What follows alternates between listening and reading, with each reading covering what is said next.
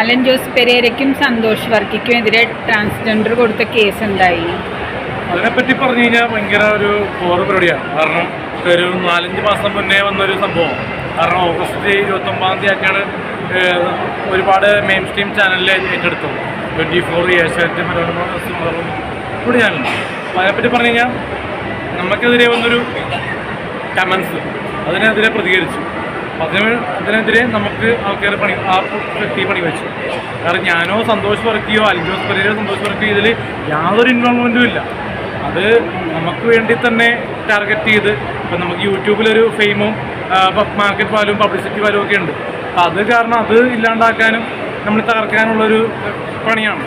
തകർക്കുക എന്നുള്ള യൂട്യൂബ് എന്ന് പറഞ്ഞ മേഖല അത് ബാൻ ചെയ്യുന്ന വരെ അത് ഉണ്ടാവും. മനസ്സിലായി? ഫേസ്ബുക്ക് ആണെങ്കിലും ഇൻസ്റ്റാഗ്രാം ആണെങ്കിലും ഏത് പ്ലാറ്റ്ഫോം ആണെങ്കിലും ബാൻ ചെയ്യണ വരെ അത് ഉണ്ടാവും.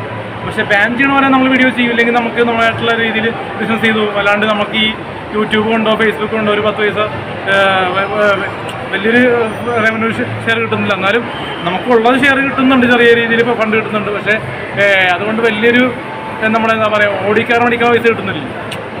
എക്സാമ്പിൾ ഞാൻ പറഞ്ഞു.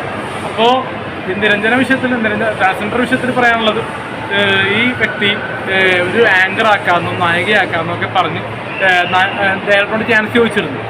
അപ്പോൾ ഡയറക്ടർ ചാൻസ് കൊടുത്തില്ല. വിനീത് ചാൻസ് കൊടുക്കാത്ത രീതിയിലും പിന്നെ പുള്ളിക്ക്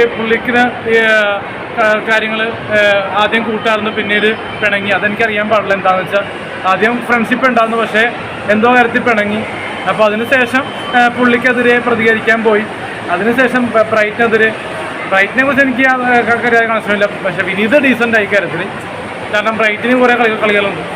അന്ന് ബ്രൈറ്റിനെതിരെ കളിച്ചിട്ടുണ്ടെന്ന് അറിയാൻ പാടില്ല. കാരണം ബ്രൈറ്റ് ഇപ്പോൾ കുറേ കാര്യങ്ങളും നമുക്ക് മനസ്സിലാത്ത രീതി വരുന്നുണ്ട്. വിനീത് കുഴപ്പമില്ല, ഡീസൻ്റ് ആവും നമ്മൾ. പക്ഷെ എനിക്ക് പറയാനുള്ളത്, ഞാൻ ഇതിൽ കേസിൽ ഒരു ഇൻവോൾവ്മെൻറ്റും ഇല്ല. ഒരു എന്താ പറയുക, ഒരു തീട്ട കമൻ്റ് എന്ന് തന്നെ പറയാം, പച്ചക്ക് പറയാം. അപ്പോൾ നമുക്ക് രാവിലെ വൈകിട്ട് പോകുന്ന സംഭവങ്ങൾ എടുത്തിട്ട് അത് പോസ്റ്റ് ചെയ്യുക. അതിനെ പറ്റി നമ്മൾ കമൻറ്റ് ചെയ്തു. അതിനെതിരെ നമ്മൾ വിക്കറ്റ് വന്നു. സത്യം തെളിയും. നിരപരാധികളായതുകൊണ്ട് നമ്മൾ സൃഷ്ടിപ്പെടില്ല. നമ്മൾ ഇതുവരെ 3 മാസമായിട്ട് നമുക്ക് യാതൊരു പോലീസ് കേസും നമുക്ക് വന്നെങ്കിലും നമുക്ക് കുറ്റാന്വേഷണവും രീതിയിലും തെളിവെടുപ്പിലോ ഒന്നിനും കൊണ്ടുപോയിട്ടില്ല. കാരണം നമ്മൾ ഈ പറഞ്ഞ ട്രാൻസ്ജെൻഡർ പരിപാടിക്കും പോയിട്ടില്ല. സത്യം തെളിയട്ടെ. സത്യമേത ജയതേ, ജയഹോ ജയഹേ. അപ്പോൾ സത്യമേ ജയിക്കൂ. അപ്പോൾ നീതിക്ക് വേണ്ടി മരണം വരെ പോരാടും. അപ്പോൾ ഗാന്ധിജിയുടെ മാർഗത്തിലൂടെ കഴിയുന്ന ആ വ്യക്തിയാണ് ഞാൻ. അപ്പോൾ എനിക്ക് എല്ലാ മതങ്ങളും വിശ്വാസമുണ്ട്. ക്രിസ്ത്യൻ, മുസ്ലിം, ഹിന്ദു എല്ലാ മതങ്ങളും വിശ്വസിക്കുന്ന വ്യക്തിയാണ് ഞാൻ. അതുകൊണ്ട് തന്നെ എല്ലാ മതങ്ങളിലെ വിശ്വസിക്കുന്ന വ്യക്തി എന്ന രീതിയിലും ഞാൻ ക്രിസ്ത്യൻ എന്ന രീതിയിലും എനിക്ക് വിശ്വാസമുണ്ട്, ദൈവത്തിന് വിശ്വാസമുണ്ട്. അപ്പോൾ അതുകൊണ്ട് തന്നെ സത്യം തെളിയുകയും ചെയ്യും. തെളിവുകൾ തീരുമാനിക്കും പ്രതിയാരാണോന്ന്. എന്തായാലും പ്രതിയാരാണോ തീരുമാനങ്ങളൊന്നും ഉണ്ടാവില്ല. എന്തായാലും കേസ് സ്റ്റേഷനിലൊക്കെ ഇപ്പോഴും ഉണ്ട്. പക്ഷേ എന്തായാലും നമുക്ക് തെളിവുകളില്ലാത്തതുകൊണ്ടും കാര്യങ്ങളിൽ വ്യക്തതയില്ലാത്തതുകൊണ്ടും ഈ വ്യക്തി ട്രാൻസ് ആണെന്നൊക്കെ സംശയമുണ്ട്. അപ്പോൾ അതുകൊണ്ട് തന്നെ സത്യം തെളിയട്ടെ. നീതിക്ക് വേണ്ടി മരണം വരെ പോരാടും.